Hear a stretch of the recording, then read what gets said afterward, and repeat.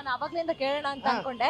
ಇವಾಗ ಸ್ವಾಮೀಜಿ ಅವರು ಕ್ಷಮೆ ಕೇಳಿದ್ದಾರೆ, ಬಿಟ್ಬಿಡ್ಬೋದಲ್ವಾ ಅಂತ ನೀವು ಒಂದ್ ಮಾತು ಹೇಳಿದ್ರಿ. ಅದೇ ರೀತಿಯಾಗಿ ಜಮೀರ್ ಅಹಮದ್ ಅವರು ಕೂಡ ಕುಮಾರಸ್ವಾಮಿ ವಿಚಾರದಾಗ ಕ್ಷಮೆ ಕೇಳಿದ್ರು, ಯಾಕೆ ನೀವೆಲ್ಲ ಬಿಡ್ಲಿಲ್ಲ ಅಂತ. ಮೇಡಮ್ ಈಗ ನೋಡಿ, ಜಮೀರ್ ಅಹಮದ್ ಅವರು ಕುಮಾರಸ್ವಾಮಿ ಅವರ ಸ್ನೇಹಿತರು ಇರ್ಬೋದು, ಆದರೆ ಅವರು ರೈಟಿಂಗಲ್ಲಿ ಬರ್ಕೊಡ್ಲಿ. ನಾನು ಬಾಯ್ ತಪ್ಪಿಂದ ಅಂದ್ಬಿಟ್ಟೆ, ನಾನು ಈ ಥರ ನಾನು ಏನು ಪೊಲಿಟಿಕಲಿ ಮೋಟಿವೇಟೆಡ್ ಇದು ಮಾಡೋದು ಬೇಡ, ಇನ್ನು ಮುಂದೆ ಈ ಥರ ಮಾತಾಡೋದು ಬರ್ಕೊಡ್ಲಿ.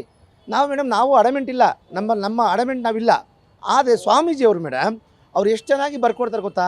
ನಾನು ಅವರ ಲೆಟ್ರೇಟ್ನಲ್ಲಿ, ಅವ್ರ ಸಂಸ್ಥಾನದ ಮಠ ಲೆಟ್ರೇಟ್ನಲ್ಲಿ ಒಂದು ಸಾರಿ ಕೇಳೋದಿದೆಯಲ್ಲ, ಅದು ನಿಜವಾದ ಜಡ್ಜ್ಮೆಂಟ್, ಅದು ನಿಜವಾದ ಒಂದು, ಅದಕ್ಕೆ ನಿಜವಾದ ಒಂದು ಮಾನವೀಯತೆ, ಒಂದು ಸಂಸ್ಕಾರ ಅಂತ ಕರೀತಾರೆ. ಸಂಸ್ಕಾರ ಇಲ್ಲದೆ ಈ ಸರ್ಕಾರಕ್ಕೆ ಸಂಸ್ಕಾರ ಇಲ್ಲ. ಈ ಸರ್ಕಾರ ಏನು ಮಾಡುತ್ತೆ ಗೊತ್ತಾ ಮೇಡಮ್, ಈಗ ಎಲ್ಲ ಟಾರ್ಗೆಟ್ ಮಾಡೋದು ಕ್ಯಾಸ್ಟ್ಗಳನ್ನ. ಏನು ಟಾರ್ಗೆಟ್ ಮಾಡೋದು? ಒಕ್ಕಲಿಗ ಸಮುದಾಯ ಟಾರ್ಗೆಟ್ ಮಾಡೋದು. ಈಗ DK ಶಿವಕುಮಾರ್ ಅವರಿಗೆ ಮುಖ್ಯಮಂತ್ರಿ ಆಗಿ ಬಿಡ್ತಾ ಇಲ್ಲ. ಯಾರು ಹೇಳಿದ್ದು ಸರ್ ಬಿಡ್ತಾ ಇಲ್ಲ? ನಾನು ಹೇಳ್ತೀನಿ, ನನಗೇನು ಭಯ ಇಲ್ಲ ಸಿದ್ದರಾಮಯ್ಯನವ್ರ ಬಗ್ಗೆ.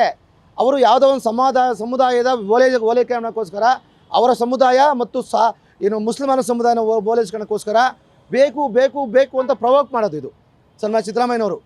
ಇವಾಗ ಅವರು ಸಿದ್ದರಾಮೋತ್ಸವ ಒಂದು ಆಚರಣೆ ಮಾಡ್ಕೊಳ್ತಿದ್ದಾರಂತೆ. ಅವರೇ ಪಾರ್ಟಿನಲ್ಲಿ ಬೆಲೆ ಇಲ್ಲ ಅವ್ರಿಗೆ, ಅವರೇ ಪಾರ್ಟಿನ ಬರ್ಕೊಟ್ಟಿದ್ದಾರೆ. ಸಿದ್ದರಾಮಯ್ಯನವರ ಸ್ಟೇಟಸ್ಸು ಅವ್ರಿಗೆ ಗೊತ್ತಿದೆ. ಗೆದ್ದೆತ್ತಿನ ಬಾಲಾಡಕ್ಕೆ ಮುಂದೆ ಬರ್ತಾರೆ, ಸೋತಾಗ ಸೆಡಲಿರ್ತಾರೆ. ಈಗ ಅದೇನೋ ಇದ್ದಕ್ಕಿದ್ದಂಗೆ ಸಿದ್ದರಾಮಯ್ಯನವ್ರಿಗೆ ಇದೇನಂತಾರಲ್ಲ, ಇದು ಟೆಂಪರ್ ರೈಸ್ ಆಗಿಬಿಟ್ಟು ಪವರ್ ಬಂದುಬಿಟ್ಟಿದೆ. ಈಗ ಎಲೆಕ್ಷನ್ ಕ್ಯಾನ್ವಾಸ್ ಮಾಡೋ ಟೈಮಲ್ಲಿ ಪವರ್ ಇರಲಿಲ್ಲ. ಇದು ಬಿಡಿ, ಅದೆಲ್ಲ ನಮಗೆಲ್ಲ ಬೇಡ. ಈಗ ವಿಷಯಕ್ಕೆ ಬರೋಣ.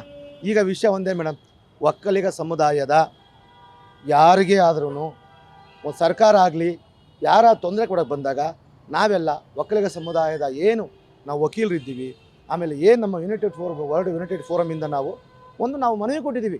ಏನು ಸ್ಟೇಟು ನೋಡಿ, ಸ್ಟೇಟ್ ವೆಲ್ಫೇರ್, ಸ್ಟೇಟು ಗಮನ ಕೊಡಬೇಕು. ಈ ಸ್ವಾಮೀಜಿ ಮೇಲೆ ಕೇಸ್ ರಿಜಿಸ್ಟರ್ ಮಾಡೋದು ಯಾಕೆ ಬಿಡಬೇಕಾಗಿತ್ತು ಸ್ಟೇಟು? ಸ್ವಾಮೀಜಿ ಓಕೆ, ಇವ್ರಿಗೆ ಯಾವ ರೀತಿಯಾದಂತಹ ಹಕ್ಕಿದೆ? ಒಬ್ರು ಧರ್ಮದ ಮತದಾರರನ್ನ ನೀವು ರದ್ದು ಮಾಡಬೇಕು ಅವರ ಹಕ್ಕನ್ನ ಅಂತ ಹೇಳೋಷ್ಟು ಇವ್ರಿಗೆ ಯಾರು ಸರ್ ಹಕ್ಕು ಕೊಟ್ಟಿದ್ದು? ನೋಡಿ, ನೀವು ತಪ್ಪು ಮಾಡೋ ಹಕ್ಕು ಯಾರು ಕೊಟ್ಟಿದ್ದು ಅಂತ ಕೇಳಬಾರ್ದು. ತಪ್ಪು ಎಲ್ಲರೂ ಮಾಡ್ತಾರೆ. ಸ್ವಾಮೀಜಿ ಏನು ತಪ್ಪು ಮಾಡೋ ಅವ್ರ ಅರಿವಾಗಿದೆ, ಅದು ಆ ಮಾತು ಬಳಸಬಾರ್ದಾಗಿತ್ತು. ಆದರೆ ನಾನು ತಮಗೆ ಹೇಳ್ತೀನಿ, ಈಗ ಜಮೀರ್ ಅಹಮದ್ ಖಾನ್ ಅವರ ಒಂದು ಏನು ಕ್ಷೇತ್ರ ಬರುತ್ತೆ ಆ ಕ್ಷೇತ್ರದ ವ್ಯಕ್ತಿ ಕೊಟ್ಟಿರೋದು ಇದು. ಇದರಿಂದ ಯಾರವರೇ? ಜಮೀರ್ ವರ್ಸಸ್ ಒಕ್ಕಲಿಗ ಮುಖಂಡರು ಅಂತ ಇದೆ ಇಲ್ಲಿ. ಜಮೀರ್ ವರ್ಸಸ್ ಒಕ್ಕಲಿಗ ಮುಖಂಡ ಟಾರ್ಗೆಟ್ ಮಾಡಿದ್ದಾರೆ ಅವರು ನೇರವಾಗಿ ದೇವೇಗೌಡರ ಕುಟುಂಬದ ಮೇಲೆ ಟಾರ್ಗೆಟ್ ಮಾಡ್ತಾರೆ. ನೋಡಿ, ಜಮೀರ್ ಅವರ 100 ಹೇಳಿಕೆಗಳಲ್ಲಿ 85 ಹೇಳಿಕೆಗಳು ದೇವೇಗೌಡರ ವಿರುದ್ಧ ಇರ್ತವೆ, ದೇವೇಗೌಡರ ಕುಟುಂಬದ ವಿರುದ್ಧ ಇರ್ತವೆ, ಆಮೇಲೆ ಒಕ್ಕಲಿಗ ಮುಖಂಡರ ವಿರುದ್ಧ ಇರ್ತವೆ. ಈ ಜಮೀರ್ ಅವ್ರಿಗಿರೋ ಟ್ಯಾಲೆಂಟಿಂದ ಇದುವರೆಗೂ ದೇಶದ ಅಭಿವೃದ್ಧಿ ಮಾಡೋಕ್ಕಾಗಲಿ, ಆಮೇಲೆ ದೇಶದಲ್ಲಿರ್ತಕ್ಕಂಥ ದುಷ್ಕರ್ಮಿಗಳು ಯಾರು ಇವರು ದುಷ್ಕರ್ಮಿಗಳು ಉಗ್ರಗಾಮಿಗಳಿದ್ದಾರಲ್ಲ ಅವ್ರ ಬಗ್ಗೆ ಮಾತಾಡಲ್ಲ. ಅವರು ಉಗ್ರಗಾಮಿಗಳನ್ನ ಪೋಷಣೆ ರೀತಿ ಮಾತಾಡ್ತಾರೆ. ನಿನ್ನೆ ನೀವು ಉಪ್ಪಾರಪೇಟೆ ಪೊಲೀಸ್ ಸ್ಟೇಷನ್ಗೆ ಹೋಗಿದ್ದೀನಿ ಅಂತ ಹೇಳಿದ್ರಿ, ನೀವೆಲ್ಲ ಒಂದು ನಿಮ್ಮ ಸಮುದಾಯ ಇದೆಯೋ ಅವರು, ಏನಾಯ್ತು ಸರ್ ನಿನ್ನೆ ಉಪ್ಪಾರಪೇಟೆ ಪೊಲೀಸ್ ಸ್ಟೇಷನ್? ನಿನ್ನೆ ಉಪ್ಪಾರಪೇಟೆ ಪೊಲೀಸ್ ಸ್ಟೇಷನ್ಗೆ ಹೋಗಿ ನೀವು ಪ್ರಕರಣ ತನಿಖೆ ಕೈ ಬಿಡಬೇಕು, ಇದು ಪ್ರಕರಣ ಎಲ್ಲ ಸುಳ್ಳಿದೆ, ಸ್ವಾಮೀಜಿ ಅವರು ಹೇಳೋ ಮಾತಿಂದ ಯಾವುದೇ ಕಾನೂನಲ್ಲಿ ಇದು ನೇರವಾಗಿ ಅಟ್ರಾಕ್ಟ್ ಆಗುವಂಥ ಅಪರಾಧ ಅಲ್ಲ. ಇದು ಈ ಥರ ಮಾಡೋದೇ ಆದರೆ ಬೆಂಗಳೂರಿನಲ್ಲಿ ದಿವಸಕ್ಕೆ ಒಂದು 5,000 ಸಾವಿರ ಕೇಸ್ ರಿಜಿಸ್ಟರ್ ಮಾಡಬೇಕಾಗುತ್ತೆ. ಪೇಪರ್ನಲ್ಲಿ ಬರೋವು, ಟಿವಿನಲ್ಲಿ ಬರೋವು, ಸೋಷಿಯಲ್ ಮೀಡಿಯಾದಲ್ಲಿ ಬರೋವು. ಆಮೇಲೆ ಕೆಲವರು ನೇರವಾಗೇ ಮಾತಾಡ್ತಾರೆ. ಮುಸಲ್ಮಾನ್ ಬಾಂಧವ ಮುಖಂಡರುಗಳು ನೇರವಾಗಿ ಹಿಂದೂನ ಕೊಲ್ಲಬೇಕು ಅಂತಾರೆ, ಹಿಂದೂ ದೇವ್ರನ್ನ ಕೊಲ್ಲಬೇಕು ಅಂತ, ಇದ್ದು ದೇವ್ರ ಪೂಜೆ ಮಾಡಬೇಡಿ ಅಂತ ಹೇಳ್ತಾರೆ.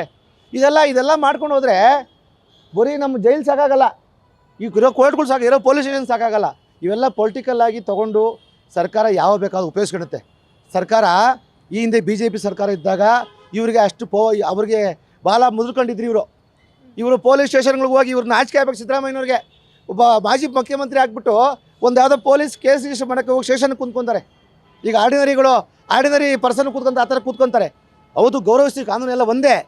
ಇವ್ರು ಅಧಿಕಾರಕ್ಕೆ ಬಂದಾಗ ಅವ್ರ ಮೇಲೆ ಒಕ್ಕಲಿಗರ ಮುಖಂಡ ಮೇಲೆ FIR ಮಾಡೋದು, ಅವ್ರನ್ನ ಕೂಗಿಸೋದು, ಆಮೇಲೆ ಬೇರೆ ಒಂದು ಸಮುದಾಯನ ಅವ್ರ ಸಮುದಾಯನ ಮೆಚ್ಚಲಿಕ್ಕೋಸ್ಕರ ಅವ್ರ ಸಮುದಾಯನ ಮತ್ತು ಇನ್ನೊಂದು ಮುಸ್ಲಿಂ ಸಮುದಾಯನ ಮೆಚ್ಚಲಿಕ್ಕೋಸ್ಕರ ಹಿಂದೂ ಸಮುದಾಯ ಟಾರ್ಗೆಟ್ ಮಾಡಿ, ಅದರಲ್ಲೂ ಹಿಂದೂ ಸಮುದಾಯದಲ್ಲಿ ಒಕ್ಕಲಿಗ ಸಮುದಾಯ ಟಾರ್ಗೆಟ್ ಮಾಡಿ ಇವ್ರು ನಮ್ಮ ಒಂದು ನಮ್ಮ ಭ್ರಾತೃತ್ವ, ನಾವೇನು ಒಕ್ಕಲಿಗ ಕುಟುಂಬಗಳಿದ್ದೀವಿ ಅದನ್ನು ರಾಜಕೀಯ ಪ್ರಕಾರ ಅವರು ತುಳಿಬೇಕು.